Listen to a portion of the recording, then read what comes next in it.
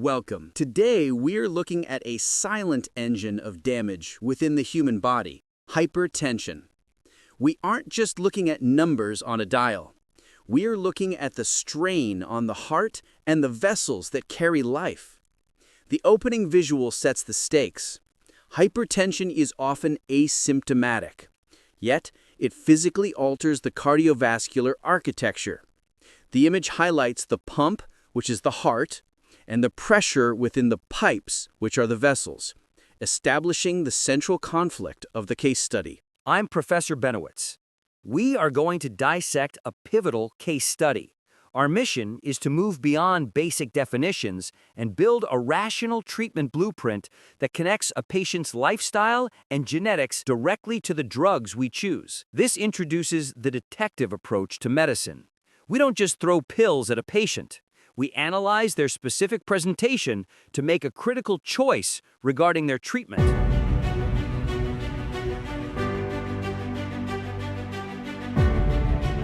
Meet our patient. He is a 35-year-old male. He is young, but his vitals tell a worrying story. His blood pressure is consistently 140/90 millimeters Hg. Under the ACC-AHA guidelines, this isn't just high, this is officially stage 2 hypertension.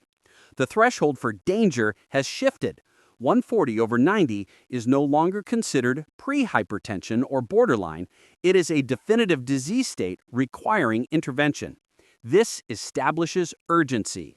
To fix the problem, we must understand the hydraulics. Blood pressure is determined by a simple equation: cardiac output, the flow from the pump, multiplied by peripheral vascular resistance, the tightness of the pipes. Our patient's system is under strain. To lower the pressure, our therapy must target the pump, the resistance, or both. This is the physics of hypertension. Cardiac output, CO, how much blood the heart pushes out. Peripheral vascular resistance, PVR, how clamped down the arteries are. Most essential hypertension is a problem of high PVR. The vessels are too tight. Why is his pressure high? It's a perfect storm of nature and nurture. His lifestyle includes a sedentary routine, daily alcohol, and obesity. His genetics are working against him, with a family history of early heart attacks. And his biochemistry? High cholesterol and borderline high glucose. This slide illustrates risk stratification. We treat the patient, not just the number. The combination of metabolic issues, glucose, cholesterol, and genetics, heritability approximately 30%, makes his hypertension much more dangerous than it would be in isolation. Here is the smoking gun. The ECG reveals left ventricular hypertrophy, or LVH. Because the vessels are tight, high PVR, the heart muscle has thickened just to push blood through. This isn't good muscle. It's a stiff, inefficient heart that drastically raises the risk of failure and stroke. LVH is end organ damage. It proves the hypertension has been present long enough to physically reshape the heart geometry. The heart is working overtime against high resistance. The verdict is in. We have stage 2 hypertension, multiple risk factors, and established organ damage in the form of LVH. This combination means we cannot wait. Therapy must be urgent, decisive, and comprehensive. This is the call to action. In lower-risk patients, we might wait and try diet alone. Because this patient has LVH, organ damage, we must initiate drug therapy immediately alongside lifestyle changes.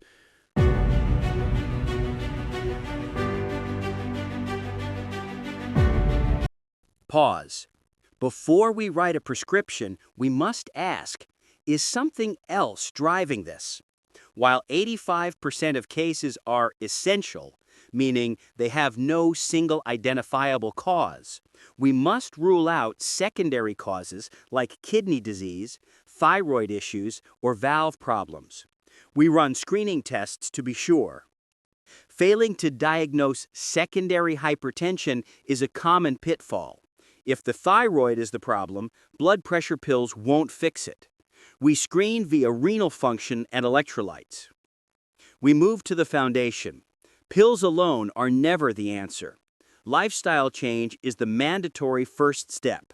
We focus on 3 pillars: weight loss, diet, and activity. Pharmacotherapy rests on a platform of lifestyle modification. Without addressing the root habits, drugs are fighting an uphill battle. Here is the prescription for daily life. We need weight reduction, which can normalize blood pressure in up to 75% of mild cases. We need sodium restriction to under 100 milliequivalents per day, cutting out processed foods. And we need regular aerobic exercise. Weight loss, the most effective lifestyle intervention. Salt holds water. More water in the vessels equals higher pressure. For our patient with LVH, lifestyle is not enough. We need medication. Drugs work on 4 specific control sites: the arterioles, resistance; venules, capacitance; the heart, output; and the kidney, volume. Every blood pressure drug targets one of these 4 locations to alter the physics of blood flow. We have 4 major classes of weapons in our arsenal: thiazide diuretics, the volume managers; ACE inhibitors or ARBs, the system regulators; calcium channel blockers, the vessel relaxers; and beta blockers. These are the big 4. Guidelines dictate that for most patients, we start with one of the first 3. Beta blockers have a specific, more limited role in initial therapy.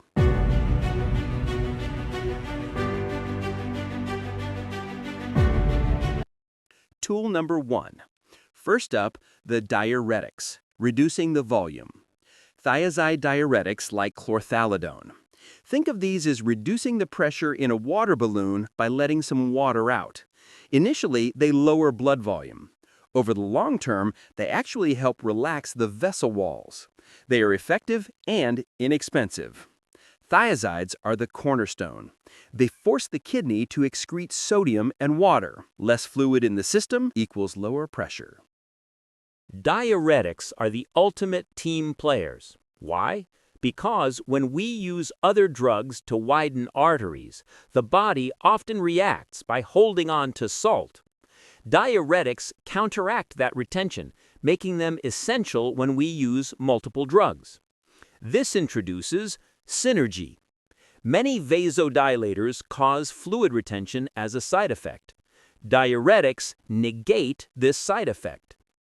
Next, tool number 2. The ACE inhibitors and ARBs. These tame the RAAS system.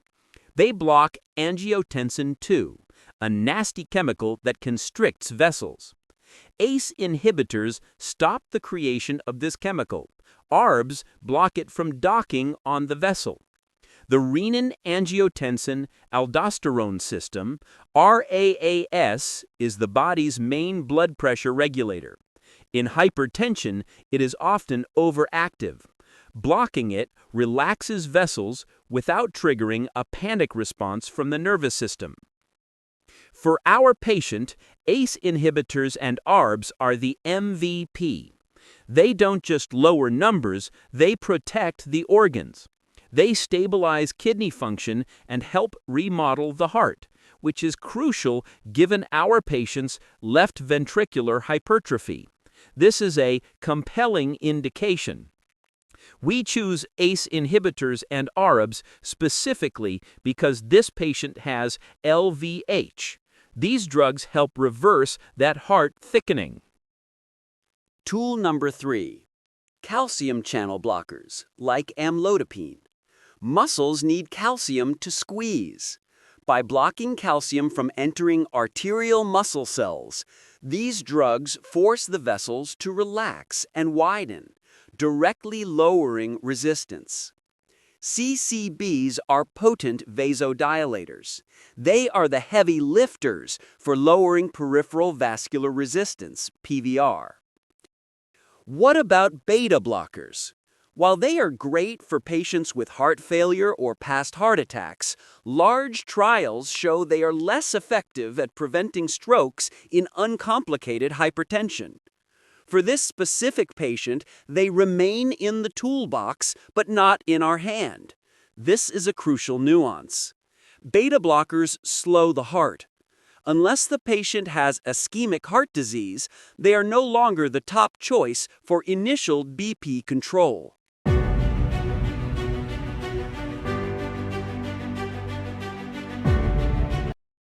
Here is the reality check. One drug is rarely enough.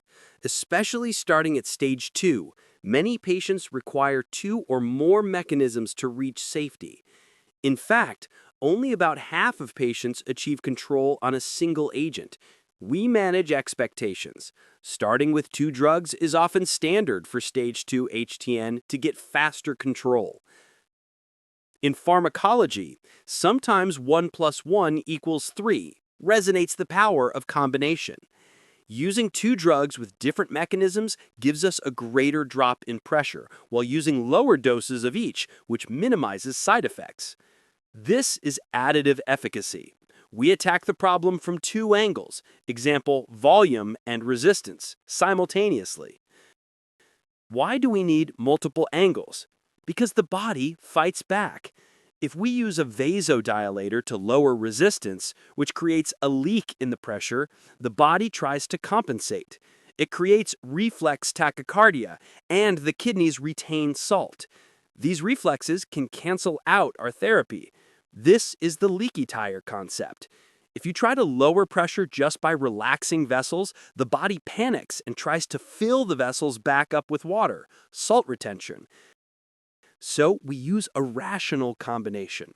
We use an ACE inhibitor to relax the vessels and protect the heart. Then we add a thiazide diuretic to manage the volume and stop the kidneys from hoarding salt. It's a multi-pronged attack. This is the standard of care. ACE inhibitor plus thiazide or ACE inhibitor plus CCB covers the resistance and the volume, preventing the compensatory loop.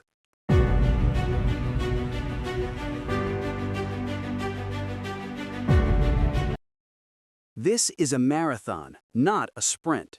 We need frequent follow-ups to monitor electrolytes and kidney function. We must constantly check for adherence. Are the pills actually being taken? Compliance is the biggest barrier. Side effects and pill fatigue are real. For a high-risk patient like ours, our goal is aggressive. We aren't aiming for okay. We are aiming for a systolic pressure of 120 millimeters of mercury. Hitting this target substantially reduces his risk of dying prematurely. The SPRINT trial and other data suggest that for high-risk patients, lower is better, down to 120 millimeters of mercury, rather than the older target of 140 millimeters of mercury. And there you have it, the blueprint. We screen for risks, we build a foundation of lifestyle change, and we use smart, mechanism-based pharmacology to protect the organs. A summary of the triad of hypertension management: diagnosis/screening plus lifestyle plus pharmacotherapy. Thank you.